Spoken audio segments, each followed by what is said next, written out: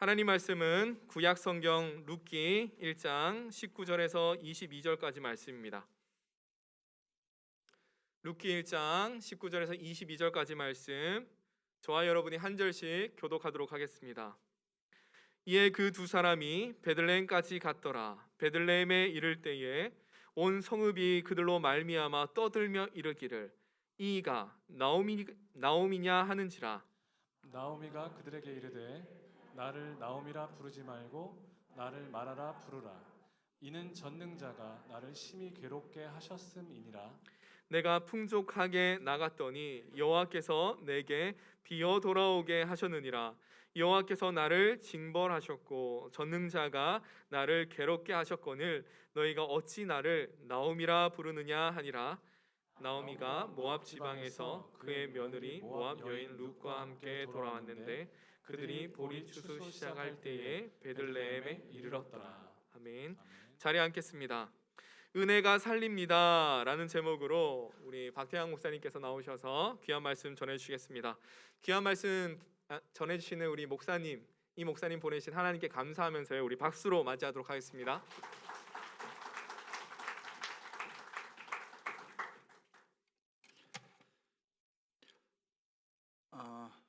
놀면 뭐하니.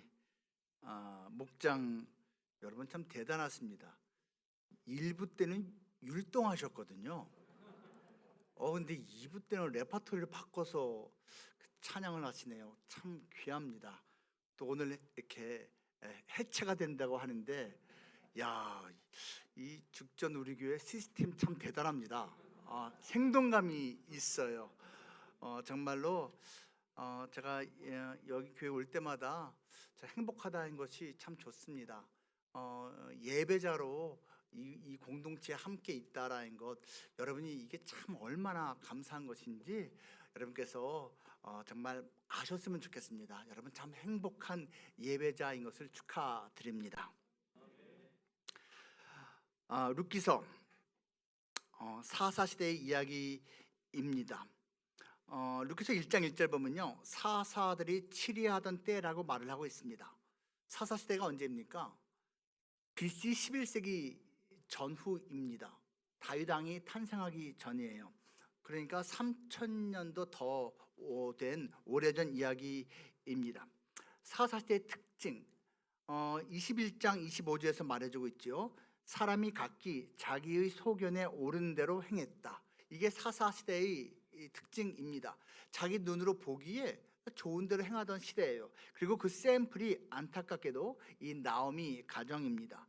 그 땅에 흉년이 들었는데 그때 그만 그들은 모압으로 이주를 해 갑니다. 가지고 있는 모든 것, 조상으로부터 받은 땅까지도 다 정리해서 사업 자금 마련해서 갔을 것입니다.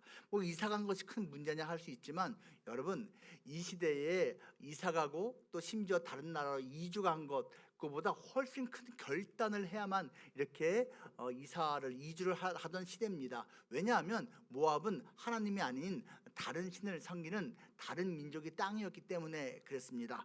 이들은 아무튼 큰 결심을 하고 떠났습니다.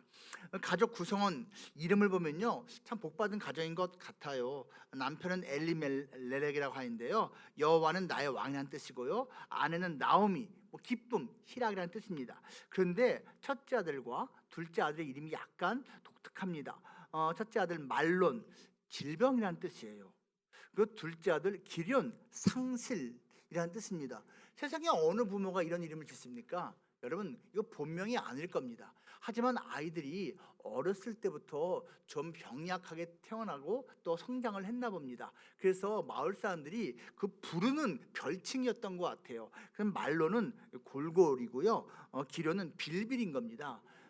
그래서 이제 이 두 아들이 그렇게 주로 불렸던 것 같아요. 그래서 이 룻기 기자는요, 그런 식으로 흔히 쓰이는 이름을 기명을 한 것 같습니다. 이들이 살던 땅은 어느 곳입니까? 유다 베들레헴 에브라 동네라고 되어 있습니다. 유다는요 찬송이라는 뜻이지요. 베들레헴은 다시죠, 떡집. 그리고 에브랏은 풍성입니다. 무슨 말이에요? 풍성한 떡과 찬송이 있는 그 땅을 떠났다는 이야기입니다. 입니다. 모압에서 이제 이 두 아들은 결혼까지 했죠. 자식은 없는 상태로 그만 그 가장인 엘리멜렉과 두 아들이 차례대로 죽었습니다. 10년 동안에 이 가문이 망한 겁니다. 남자들이 다 죽었고 사업 자금도 다 날린 것 같습니다. 며느리 두 사람이 있는데요. 그 이름이 한 사람은 오르바입니다. 오르바는 그 이름 뜻이 등입니다. 이 백, 배가 아닌 등이에요. 그래서 이 오르바는 그 이름 그대로 시어머니를 등지고 자기 고향으로 돌아갔습니다. 그리고 또 다른 며느리가 루스인데요. 이런 뜻이 친구입니다. 그래서 시어머니의 친구가 되어서 이 베들레헴 낯선 땅까지 돌아왔습니다. 이 나이 많은 과부와 이 젊은 과부 두 사람이 돌아왔을 때 사람들이 수군덕거립니다. 저 나오미 맞지? 나오미 맞아? 나오미가 말합니다. 나를 기쁨이라고 부르지 말라고. 나는 마라라고. 쓰다 그런 뜻입니다. 난 쓴맛 인생이야. 하나님이 나를 괴롭게 하셨어. 내가 풍성하게 가지고 나갔었는데 이제는 빈털털이야. 금의 환양하지 못하고 누의 누더기옷 환양 고향으로 돌아왔습니다. 얼마나 비참했을까요? 요즘 말로 하면요 루저입니다. 인생 패배자예요. 또는 failure입니다. 실패자예요. 정말 인생의 가장 깊은 수렁에서 이들은 이제 지내게 될 것 같습니다. 하지만 우리는 알고 있죠? 하나님의 놀라운 역사가 펼쳐지게 됩니다. 오늘 본문의 구체적인 시기는요 맥추절이라고 본문에서 말하고 있습니다. 보리맥자예요. 보리 추수하는 시기입니다.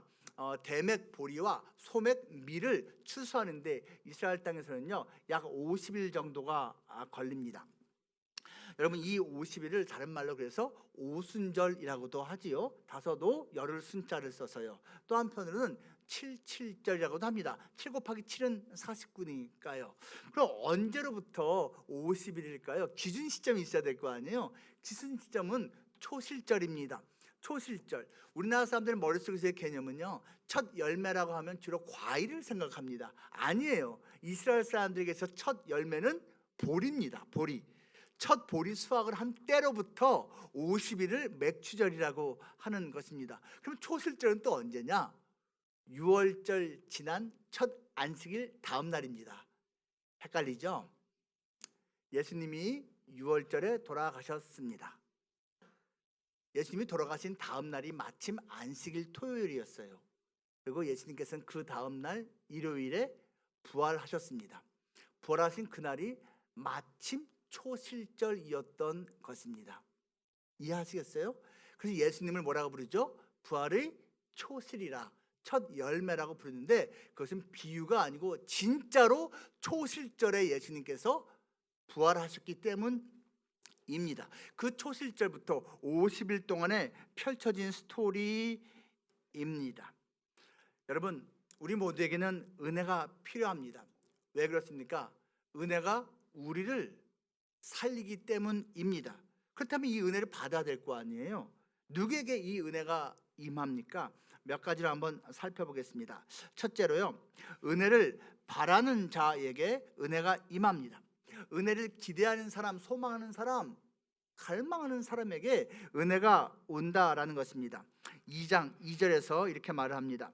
모압 여인 룻이 나오미에게 이르되 원하건대 내가 밭으로 가서 내가 누구에게 은혜를 입으면 그를 따라서 이삭을 주겠나이다 하니 나오미가 그에게 이르되 내 따라 갈지어다 하매. 자, 이제 이 이방 여인 룻은요 어떻게 돈 벌 길이 없습니다. 고대 사회에서는 특히 여자가 돈 벌 수 있는 방법이 없었어요. 그래서 마침 맥추절 기간이니까 이삭 죽기라도 하자. 그 떨어지는 그 이삭이라도 주어서 나달 이렇게 훑으면 적어도 굶진 않겠지라는 마음으로 이렇게 이삭 죽기를 하겠다고 한 것입니다. 그런데 그 마음 자세히 보십시오. 내가 누구에게서든지 은혜를 입으면 이삭을 줄 수 있을 거예요 라고 말합니다. 하찮은 일입니다. 사실 별거 아니에요. 그런데 그 일을 하면서도 무엇을 기대해요? 은혜가 있어야지 이 일도 할 수 있지. 내가 은혜를 받아야지 이삭 죽기라도 할 수 있다라는 겸허한 마음을 가지고 있습니다. 그리고 드디어 이삭을 죽게 됩니다. 그리고 2장 13절에서 이렇게 말을 합니다. 룻이 이르되 내 주여 내가 당신께 은혜 입기를 원합니다. 마침 또 다른 주인공 보아스의 밭에서 이삭을 죽게 되거든요. 보아스가 소문으로 들어서 알고 있었던 모압 여인 룻을 직접 보고 귀하게 기특하게 여긴 거예요. 그래서 이삭을 좀 많이 주울 수 있도록 좀 이렇게 베풀어 줬습니다. 그러니까 그것이 너무 고마웠던 것이죠. 그 만나서 저에게 은혜를 계속 베풀어 주시면 좋겠습니다 라고 말을 하는 장면입니다. 여러분, 은혜를 기대하고 있습니까? 인생 살아가면서 하나님께서 또는 우리 주변의 사람들로부터 내가 참 은혜를 입어야 된다, 나는 은혜가 필요한 사람이야 라는 마음을 가지고 있습니까? 룻은 말로만 기대한 사람이 아니고 행함으로써도 은혜를 그렇게 간구하는 사람이었습니다. 뒷장 3장 9절에 보면요, 3장 3절에서 그 시모 나오미가 룻에게 이렇게 말합니다. 그런즉 너는 목욕하고 기름을 바르고 의복을 입고 타작 마당에 내려갔어.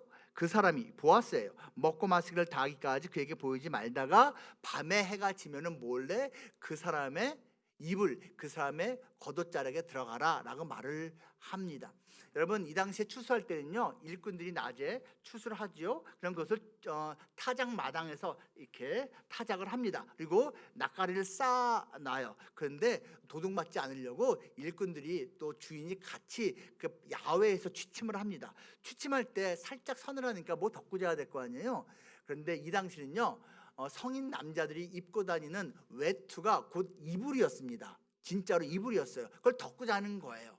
여자는 타작마당에 못 들어가게 되어 있습니다. 그런데 시모가 뭘 말하고 있어요? 얘야, 너 목욕하고 기름 바르고 의복을 입고선 몰래 거기 들어가라. 그리고 그 보아스 그 옷 이불 속으로 들어가라 말을 합니다. 이게 무슨 장면인지 아십니까? 그 보아스를 만나서 결혼해 주세요라는 것을 그렇게 행함으로써 요청해라는 뜻입니다. 여기서 나오는 이 목욕, 기름, 또 의복이 사실은 결혼 준비입니다.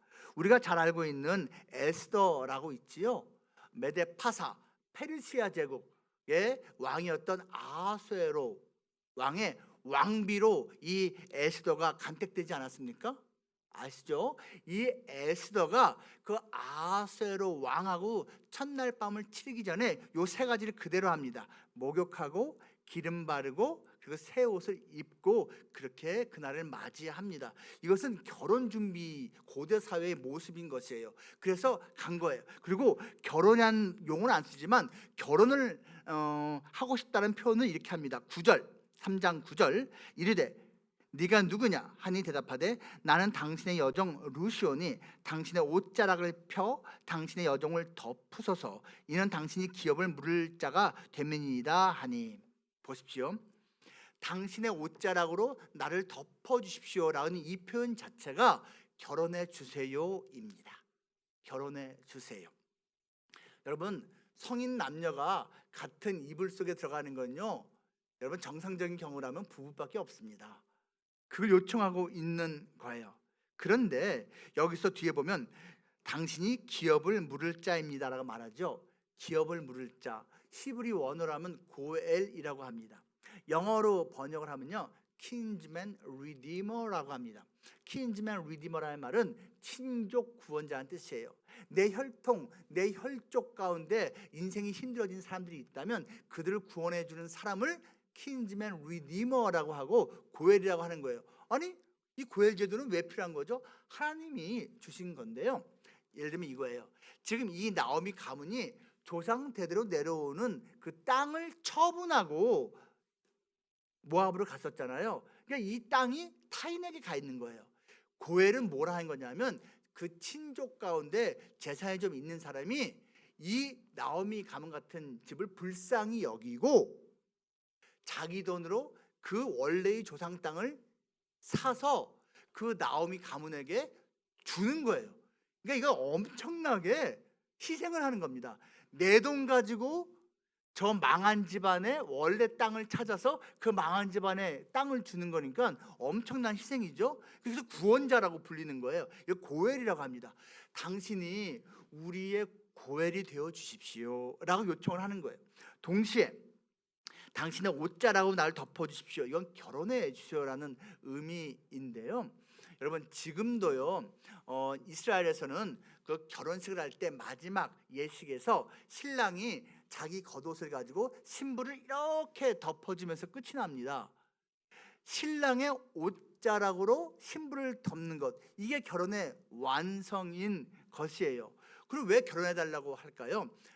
계대 혼인이라는 고대 사회의 법을 알아야 됩니다. 이것도 하나님이 주신 법입니다. 쉽게 말하면 이거예요. 형제가 있는데 그만 형이 이제 그 형수하고 살면서 아들을 낳지 못한 상태에서 일찍 죽었어요. 그럴 때는 동생, 남자 동생이 이 형수하고 동침을 해서 아들을 낳게 하는 거예요. 그래서 낳은 아들은 이 동생의 아들이 아니고 형의 아들일로 치는 거예요. 그리고 그 재산을, 그 땅을 계속 이어갈 수 있게 하는 것입니다. 여러분 이건 고대 사회의 관습입니다. 지금의 도덕 가지고 판단할 수 있는 것이 아니에요. 그래서 계대 혼인이라고 하는데 형제 사이에서만 하는 게 아니라 가까운 친척 순으로 그거를 의무적으로 해줘야만 되는 겁니다. 무슨 말이냐면 보아스 당신은 우리 돌아가신 시아버지 그리고 또 우리 남편들하고 친족 아닙니까? 그래서 이제는 남자가 끊어진 우리 가문이 계속 이어져야 되니까 나랑 결혼해서 아들을 낳게 해주세요.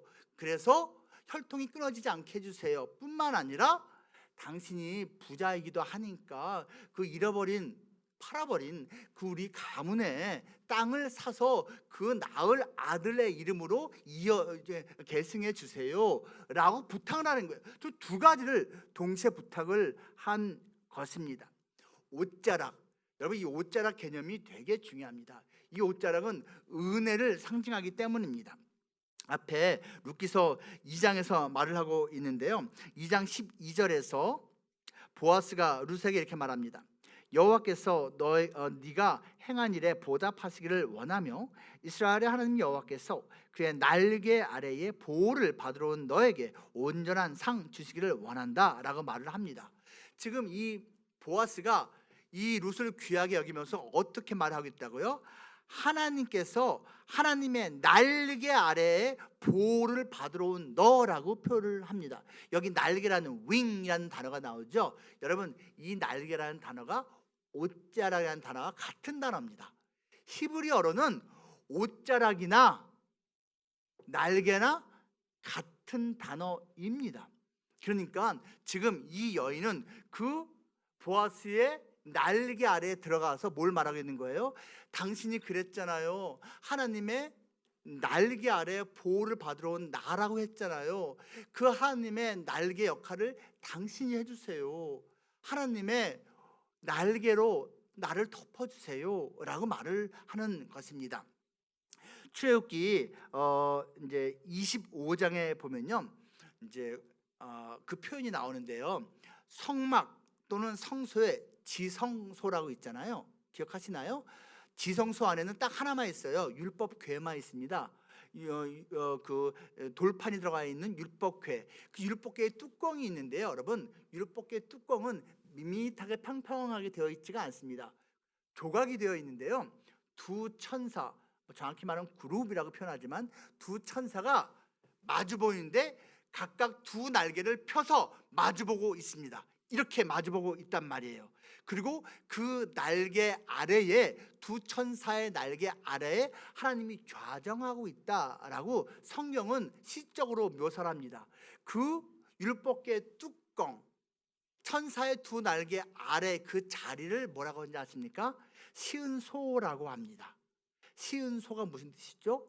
시은, 은혜를 베푸는 장소라는 뜻입니다. 다른 말로 시은좌라고도 합니다.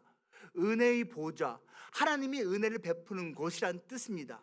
날개는 은혜를 베푸는 장소예요. 거기에서 어떤 은혜가 있는 겁니까? 1년에 한 번씩 대제사장이 대속죄일 날 어린 양의 피를 가지고 그 율법궤 뚜껑에 피를 뿌립니다. 그리고 이스라엘 온 민족의 죄를 용서해 달라고 하나님께 간구합니다. 그럼 하나님이 은혜로서 그 모든 죄를 사해 줍니다. 그래서 그 율법궤 뚜껑을 되게 소중히 여기는 거예요. 그 율법궤 뚜껑을 뭐라고 부른다고요? 시은소. 시은 좌. 근데 거기에 상징적으로 있는 상징물이 뭐라고요? 날개. 그 날개가 바로 은혜가 베풀어진 장소예요. 그래서 여러분, 여기서 보아스의 옷자락, 보아스의 날개 아래 들어간 것은 은혜를 베풀어 주세요라고 요청한 것입니다. 여러분, 이 은혜, 이 갸녀린 여인처럼 우리도 사모해야 하지 않겠습니까? 하나님께서 이 여인의 은혜를 사모하는 그 겸손한 마음을 참 기뻐하셨던 것 같습니다. 하나님께서요, 이 룻기서 초장부터 은혜를 베푸시는 모습이 나오는데 어떻게 나오는지 아십니까? 2장 앞부분 보면요, 이삭 죽기를 하러 가는데 이런 일이 발생합니다. 3절 보면 우연히 보아스에게 속한 밭에 이르렀다. 4절 마침 그때 보아스가 거기 왔다 말합니다. 하나님이 은혜를 베푸실 때 사람을 통해 일하십니다. 그런데요, 우연히 발생한 듯이 일어납니다. 마침 그 타이밍에 일어납니다. 다른 많은 사람들의 밭이 있어요. 근데 왜 거길 가게 됐냐고요? 하나님이 그 발걸음을 인도하신 거예요. 그리고 지주이기 때문에 보아스는 매일 추수하는 곳 나올 필요가 없어요. 50일 내내 무슨 거기 가서 감시합니까? 자기 밑에 청지기들이 있는데 청지기들이 일하고 있는 거 일꾼들 관리 감독하면 되는 거죠. 근데 이 보아스가 그날 아침에는 오늘은 왠지 내 밭에 한번 가보고 싶어. 그래, 내가 가서 바깥이라도 좀 사주면서 우리 일꾼들 격리를 한번 해야겠다 하고 아침 일찍 이렇게 차 타고 가고선 딱 내려서 내 밭에 가고 있는데 낯선 여자가 보이네 된 거예요. 우연히 마침 일반적인 세상 용어입니다. 우리 믿는 자들에게는 이것을 섭리라고 합니다. 하나님의 간섭하심입니다. 섭리를 영어로 providence라고 합니다. providence는 여러분 provide의 명사형이에요. 공급, 준비. 우리 인간의 눈에 볼 때는 우연한 것 같고 마침 어쩌다가 된 것 같지만 하나님은 다 준비하고 계셨어요. 하나님께서 공급하시는 거예요. 하나님이 일하시는 겁니다. 근데 누구를 위해서 지금 이 일을 하신 겁니까? 하나님의 은혜를 사모하는 자에게 하나님께서 놀라운 섭리를 보이신다라는 것입니다. 은혜를 바라는 것은 겸손과 지혜의 증거입니다. 이 은혜를 사모하고 있습니까? 은혜가 살립니다. 우리에게는 은혜가 필요합니다. 은혜를 받아야죠. 그러면 또 누구에게 은혜가 임합니까? 둘째로요, 은혜를 깨닫는 자에게 은혜가 임합니다. 이미 나에게 은혜가 임하고 있었구나.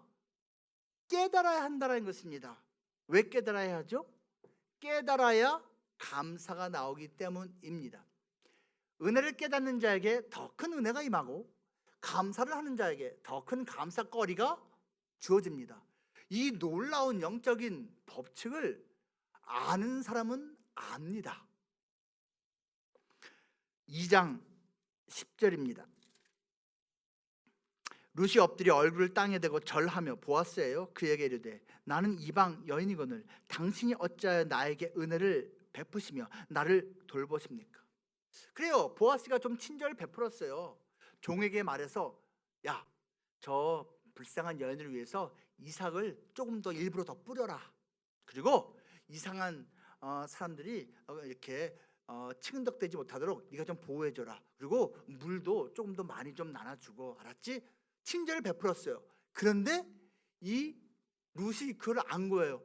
아니 내가 뭐라고 나 같은 사람한테 이런 은혜를 베푸십니까? 은혜를 아는 거예요. 은혜를 인정하는 거예요. 여러분, 이 배를 받았을 때, 그 친절을 맛보았을 때 그 사람이 너무 기뻐하고 감사하면서 고맙습니다 이러면요, 더 큰 은혜를 베풀고 싶어요. 더 큰 친절을 베풀어주고 싶어요. 근데 그 반대는요, 지가 받은 은혜를 몰라. 감사거리가 자기한테 얼마나 많은지 모르고 땡땡거리고 더 당연한 듯이 여기고 이까짓 게 뭐 그래. 그러면 그냥 준 은혜도 그냥 찾아가고 싶어요. 그렇지 않습니까? 여러분 은혜를 깨달아야 돼요. 감사해야 됩니다. 같은 2장 20절에서 이렇게 말합니다. 나오미가 자기 며느리에게 이르되 그가 여호와로부터 복 받기를 원하노라. 그가 살아있는 자와 죽은 자에게 은혜 베풀기를 그치지 아니하도다 말합니다. 뭘 말해요? 자기가 이렇게 밀을 매일매일 이렇게 넉넉하게 얻어서 어머니 오늘도 이렇게 많이 얻을 수 있었어요 이렇게 말했을 거 아니에요. 그랬더니 그래? 그 보아스가 사실 우리 친족인데 역시 사람이 됐구나. 그가 정말 우리에게 이렇게 은혜를 베풀고 있어 라고 말하는 거예요. 물론 정확히 말하면 여기서 두 번째 나오는 그라는 주어는요 히브리 원어에는 없습니다. 그래서 이것이 하나님이 은혜를 베풀었다고 말한 것인지 아니면은 보아스가 은혜를 베풀었다고 말한 것인지 문법적으로 정확하지 않지만 상관이 없어요. 하나님이 은혜를 베풀었든 하나님이 보아스를 통해서 은혜를 베풀었든 어쨌거나 나오미와 룻은 자기들이 은혜를 받았다는 것을 인정할 줄 아는 그러한 믿음, 겸손을 갖고 있다라는 뜻입니다. 여러분이 은혜 이미 받고 있는 것을 알고 계십니까? 인정하십니까? 깨닫고 있습니까? 여러분 그래서 그것을 감사하고 있습니까? 이 은혜를 깨닫고 감사하는 것은요 영성의 바로미터입니다. 그 영혼의 건강 상태 지표입니다. 아유 저 사람은 참 영성이 좋아. 근데 감사는 안 해. 이게 말이 됩니까? 이게 말이 돼요? 아니에요 여러분. 영성 좋은 몇 가지 지표가 있어요. 근데 그 중에 결코 빠질 수 없는 지표가 감사입니다. 자기가 받은 은혜에 대한 감사인 것입니다. 지금까지 지내온 것 주의 크신 은혜라. 그 은혜가 내게 족하네. 그 은혜가 족하네. 사도 바울이 고백한 것이죠. 하나님께서 고린도후서 12장 보면 사도 바울의 세 번의 간절한 간구를 이렇게 NO라고 리젝트 하시면서 이미 나의 은혜가 너에게 족하다라고 답을 주셨는데 그것을 믿음으로 받고 아멘, 이게 은혜구나, 이미 나에겐 충분히 주셨구나 라고 고백하는 그 모습 아닙니까? 나를 지으신 이가 하나님, 나를 부르신 이가 하나님, 나를 보내신 이가 하나님, 나의 나 된 것은 다 하나님 은혜라. 이건 작사하신 분하고 제가 이제 교제를 하고 있는데요. 이분의 신앙 고백입니다. 부부가 카자흐스탄에서 열심히 선교를 하는데 건강이 너무너무 안 좋아진 거예요. 어쩔 수 없이 철수를 해야만 했습니다. 결론적으로 말하면 그 부부 한 명은 교수로, 미국에 있는 좋은 신학교 교수로, 또 한 명은 선교단체의 대표로, 또 다른 차원에서 존귀하게 쓰임받고 있습니다. 그분이 그 아내가 쓴 고백입니다. 요즘은 은혜하면 주로 이 찬송이 많이 불리더라고요. 당연한 건 하나도 없었던 것을 모든 것이 은혜였소. 모든 것이 은혜 한없는 은혜. 여러분 사실은요 우리가 모르고 깨닫지 못하고 지나가서 그렇지 매 순간이 은혜입니다. 그 은혜가 있어서 지금 우리가 여기 앉아 있는 거예요. 은혜가 있어서 여러분 우리가 지금 살고 있는 것입니다. 혹시 여러분 옛날 영화 중에 포세이돈 어드벤처라는 영화 보신 분 있으십니까? 아마 딱 장면을 보면 저거 하고 기억하시는 분 있을 거예요.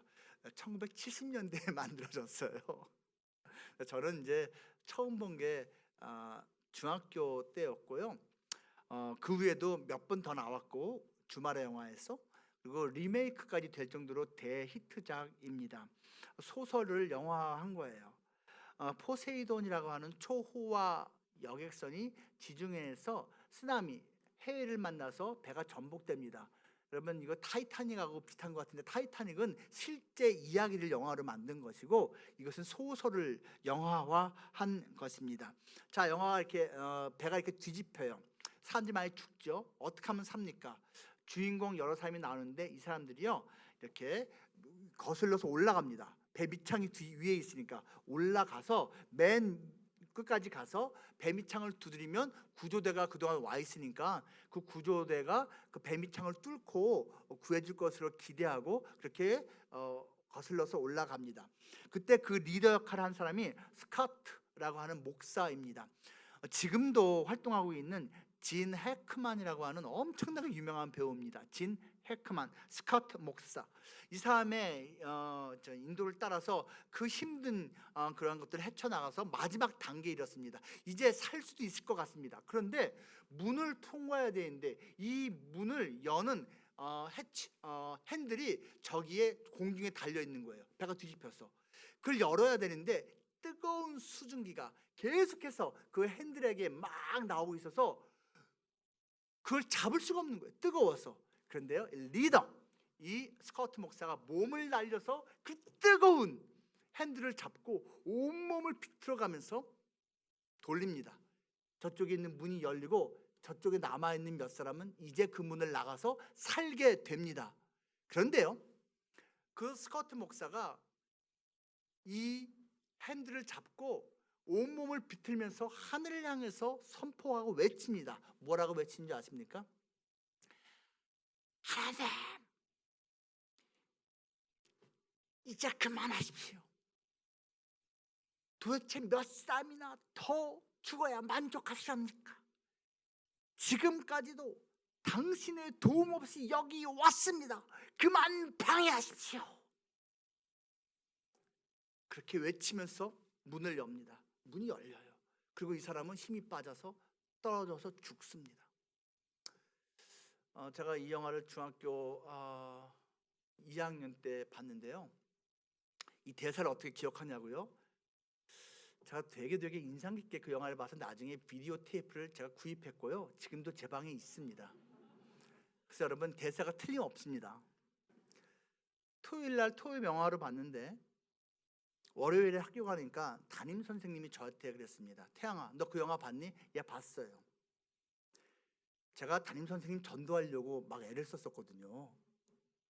선생님이 저한테 그랬어요. 예, 나는 교회는 안 나가지만 그런 스커트 목사님 같은 분이 있는 교회라면 나는 교회 나갈 것 같아. 이런 말을 하셨어요. 오, 야, 영화가 또 이렇게 전도도 할 수 있네? 근데요, 그 선생님의 말씀을 들으면서 제가 기쁘지 않았던 기억이 납니다. 마음이 참 불편했어요. 스코트 목사님 그 헌신 희생 너무 귀해요. 난 저렇게 할 수 있을까? 쉽지 않을 것 같아요. 그런데 그가 외친 게 뭐라고요? 하나님, 당신의 도움 없이도 여기까지 왔습니다. 그만 방해하십시오. 여러분 어떻게 생각하십니까? 하나님의 도움 없이 바로 그 순간까지 갈 수 있었을까요? 하나님의 도움 없이 그 문이 열렸을까요? 여러분 우리가요 인생 살다가 힘들어질 때 가끔씩 착각하는 게 그겁니다. 망각하는 게 그겁니다. 하나님 해준 게 뭐 있어? 난 지금 이렇게 힘든데 하나님 해주고 있는 게 뭐가 있어? 난 내 힘으로 했어. 내가 온갖 고생하면서 그 수모 다 참아가면서 밤잠 못하면서 내가 해냈는데 하나님이 이걸 지켜주지 못할 망정 이거 무너지는 걸 지켜만 보고 있어? 하나님이 도대체 뭐하는 존재야? 이럽니다. 그게 스카트 목사의 사상이에요. 여러분 하나님의 은혜는요 내가 모르고 있을 뿐이지 지금도 나와 함께하고 있어요. 내가 떽떽거리고 있는데도 나와 하나님의 은혜가 함께하고 있는 거예요. 이것을 알아야 합니다. 마지막 셋째로 또 누구에게 은혜가 임합니까? 은혜를 나누는 자에게 하나님의 은혜가 임합니다.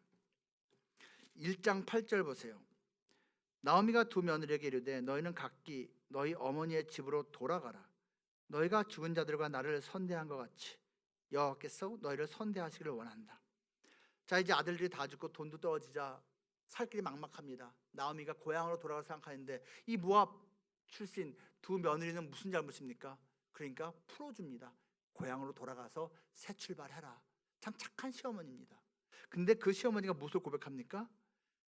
너희 시부와 너희 남편들이 살아있을 때 너희들이 그들에게 참 선대했다. 나에게도 선대했다. 고맙다 라고 말합니다.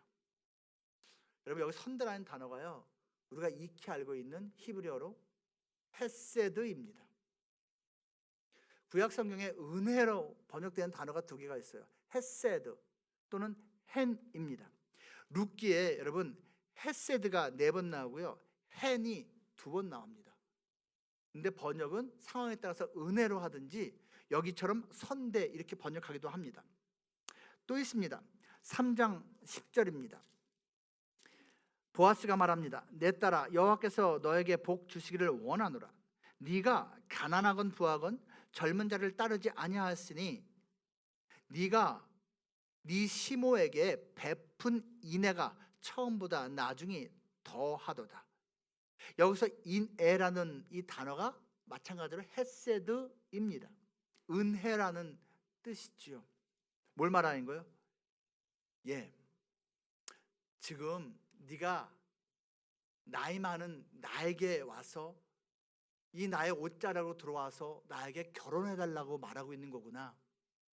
네가 참 귀하다. 네가 젊은데 사실 모압 땅으로 네가 갈 수도 있었는데 가지 않고 네 시모와 함께 베들레헴 왔잖아.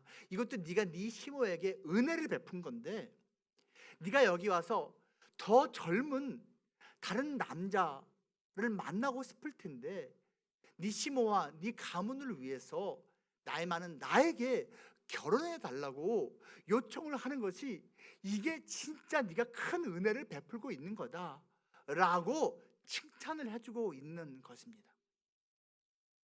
여러분, 이 보아스가 칭찬하는 건요, 사실은 하나님께서 칭찬해주고 있는 것입니다. 지금 이 보아스나 나오미나 룻은 서로 간에 은혜를 베풀며 은혜의 선순환을 끼치고 있는 것입니다. 그랬더니 그들 모두에게 놀라운 은혜가 이제 베풀어지고 있는 것입니다. 제가 알고 있는 어떤 자매들이 있습니다. 아이들이 있는데 첫째 아이가, 딸아이가 이름이 초은입니다. 부모가 이름을 이쁘게 지었어요. 아, 이렇게 이쁜 딸을 지다니 처음 은혜 초은. 둘째 딸 낳습니다. 아, 이렇게 많은 은혜를 주시다니 다은. 셋째 또 딸입니다. 저한테 이름을 지어달래요. 아유, 처음 은혜, 많은 은혜면 그 다음엔 정해져 있죠. 시은, 은혜를 베풀라. 시은. 그리고요, 제가 넷째 이제 미리 지어놓을게요. 영은, 영원한 은혜. 여러분, 은혜 나누어야 합니다.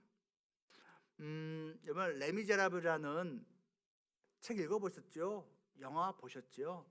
레 미저러블입니다. 영어로 하면 The Miserable, 비참한 사람들, 그런 뜻입니다. 여러분, 프랑스 대문어 빅토르 위고가 이것을 제목을 왜 비참한 사람들이라고 지었는지 아십니까? 거기에 나오는 비참한 사람들은 한결같이 은혜를 모르는 사람들입니다. 은혜를 모르는 사람들. 은혜를 모르는 것만큼 비참한 인생이 없다는 뜻입니다. 장발잔이요, 조카에게 줄 빵 몇 개 훔쳤다는 이유로 몇 년형을 언도받습니다. 감옥에서 탈출 계속 시도하다가 계속 걸려서 최종적으로 19년을 살고 가석방돼서 나옵니다. 인생에 얼마나 악이 남았겠습니까? 빵 몇 조각 때문에 19년을 버렸어요. 감옥에서 나왔는데 아무도 받아주지 않습니다. 그런데 밀리엘이라고 하는 신부가 따뜻하게 맞아주고 맛있는 밥을 내주고 잠자리를 줍니다. 근데 이 사람 아침에 일어나서 어떻게 했죠? 실버웨어, 여러 가지 은 식기들을 갖다 훔쳐서 도망가는데 새벽에 불신검문 걸려서 잡히지 않습니까? 끌려왔어요. 근데 신부가 어떻게 반응했는지 다 아시죠? 내가 준 거예요. 아니, 은초 때도 가져가라고 했는데 이거는 왜 놓고 갔습니까? 이런 걸 은혜라고 합니다. 받을 자격이 없는 자에게 주는 한없는 조건 없는 사랑. 여기에서 장발장이 깨집니다.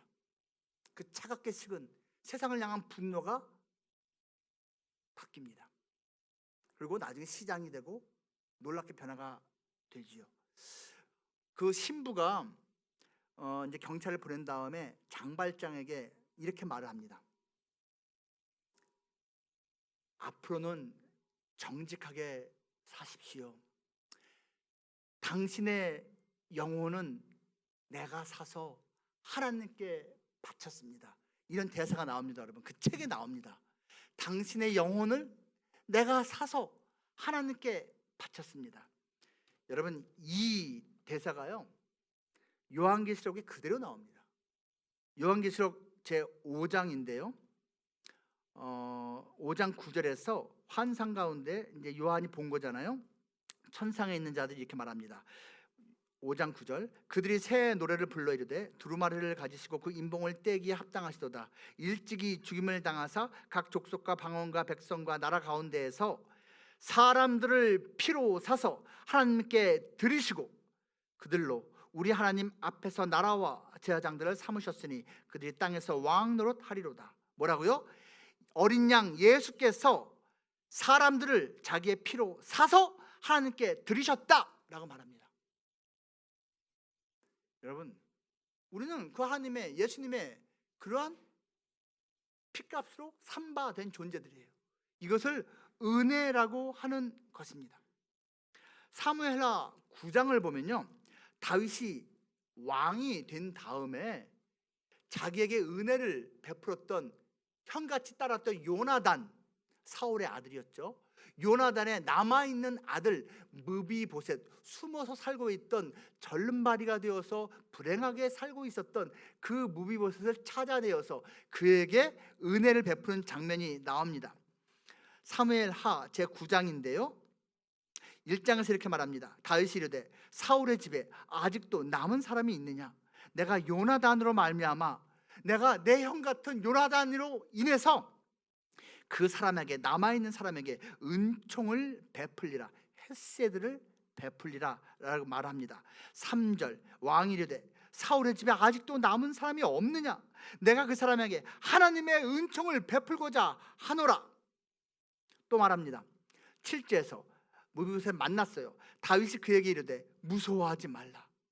내가 반드시 너희 아버지 요나단으로 말미암아 너에게 은총을 베풀리라. 그러자 그 무비보셋이 8절에서 말합니다. 절하면서 이 종이 무엇이기에 왕께서 죽은 개 같은 나를 돌아보십니까? 여러분, 고대 사회에서는요 전 정권의 왕족은 모두 죽입니다. 모두 죽여요. 다윗을 보십시오. 남아있는 그 왕족, 비참하게 되어서 숨어있는 그를 찾아내서 너의 아버지 요나단이 나에게 많은 은혜를 베풀었어. 사울 왕이 요나단, 그의 아버지 사울 왕이 나를 죽이려고 할 때 너의 아버지 요나단이 나를 보호해주고 숨겨주고 나를 대변해줬어. 내가 은혜 입었어. 그 은혜를 이제 내가 너에게 베풀 거야. 그리고 그 무비보셋을 자기 아들들처럼 같이 왕궁에서 살게 합니다. 식탁에서 같이 식사를 합니다. 여러분, 요나단이 다윗에게 은혜를 베풀었더니 그 은혜가 요나단 그 아들에게 다시 전달이 되는 거예요. 여러분, 이게 은혜의 선순환입니다. 오늘 본문에서는 보아스가 그 은혜를 베풉니다. 몇 주절 기한 동안에 이삭 많이 죽게 한 정도가 아닙니다. 결혼을 합니다. 아들을 낳습니다. 그 땅을 되찾아 줍니다. 자기 역할을 최선을 다해서 수행합니다. 왜 그렇게 은혜를 보아스는 베풀었을까요? 그에게 긍휼이 많았기 때문이겠지요. 하지만 여러분, 그 플러스 다른 요인이 있었는데요. 그것은 바로 보아스 그 자신이 이방인의 혈통이기 때문에 그렇습니다. 보아스의 어머니가 누구입니까? 그 유명한 여리고 기생 라합입니다. 두 사람의 스파이가 여리고성 들어갔을 때 라합이 숨겨줬죠. 그 스파이 중에 한 사람의 이름이 살몬입니다. 마태복음 1장 5절 예수님의 족보에 나와 있습니다. 살몬은 라합에게서 보아스를 낳고, 보아스는 보았을 겁니다. 뭘요? 자기 엄마가 구원받았지만 그 엄마가 이방인으로서 얼마나 속상한 순간을 많이 맞이했었는지, 그 아들 보아스가 그래서 이 룻을 남같이 여길 수가 없었던 거예요.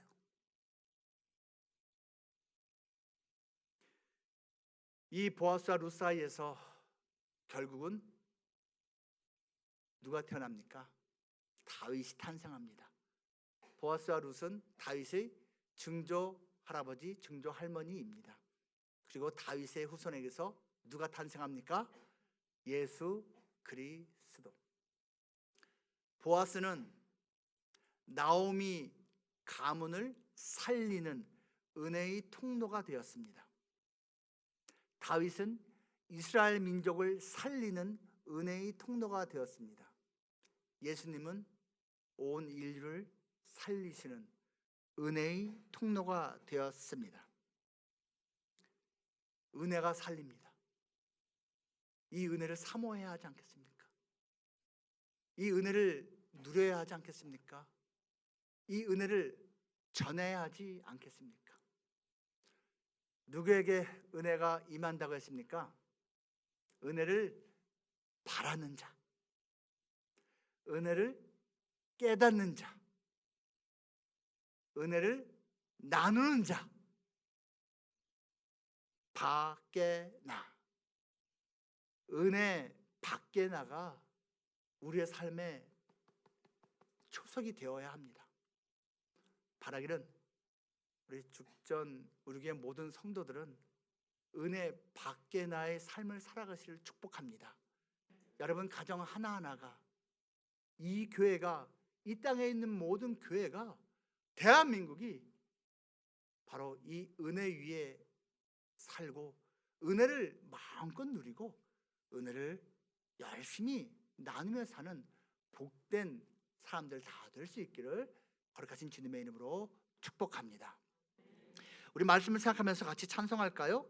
찬송가 300장입니다.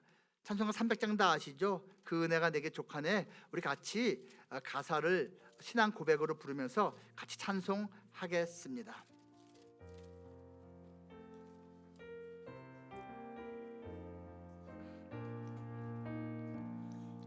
내 맘이 낙심되며 근심에 눌릴 때 주께서 내게 오사 위로해 주시네. 가는 길 캄캄하고 괴로움 많으나 주께서 함께하며 내 짐을 지시네. 그 은혜가 내게 족하네. 그 은혜가 족하네. 이 괴로운 세상 지날 때 그 은혜가 족하네. 희망이 사라지고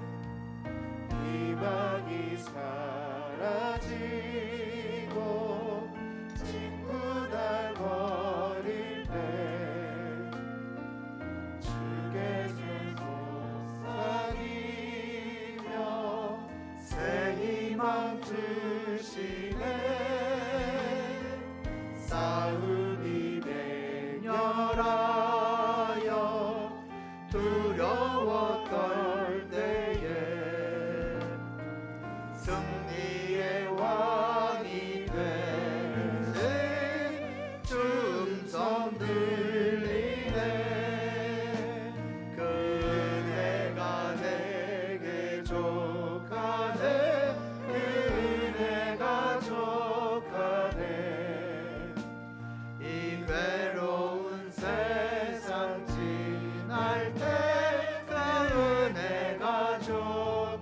번민이 가득 차고 번민이 가득 차고 눈물이 흐를 때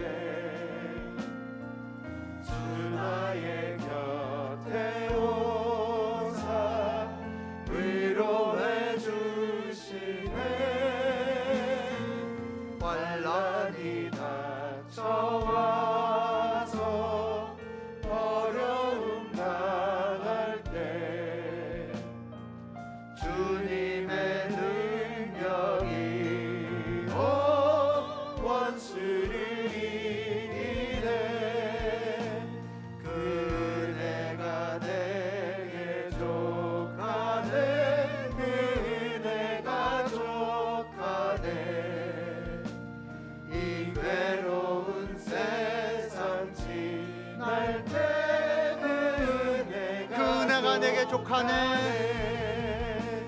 그 은혜가 내게 족하네. 그 은혜가 족하네.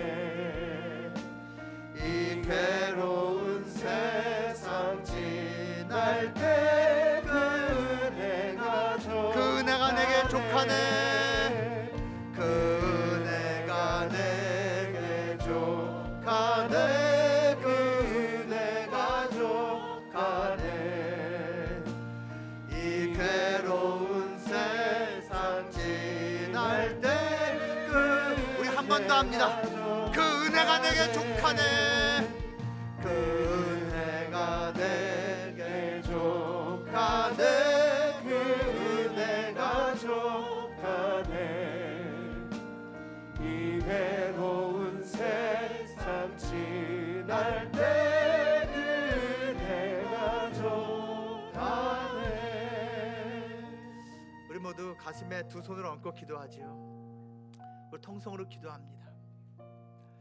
나는 하나님의 은혜를 깨닫고 감사하고 있는가? 나는 하나님의 은혜를 사모하고 있는가? 나는 하나님의 은혜를 누리고 있는가? 전하고 있는가? 주님, 나에게 은혜가 필요합니다. 내 사랑하는 배우자에게, 부모님에게, 아들, 딸에게 은혜가 필요합니다. 우리 사랑하는 그 사람에게 은혜가 필요합니다. 우리 목장에게, 우리 교회에게, 이 대한민국에게 은혜가 필요합니다. 은혜를 주시옵소서. 우리 동성으로 같이 기도합니다. 주여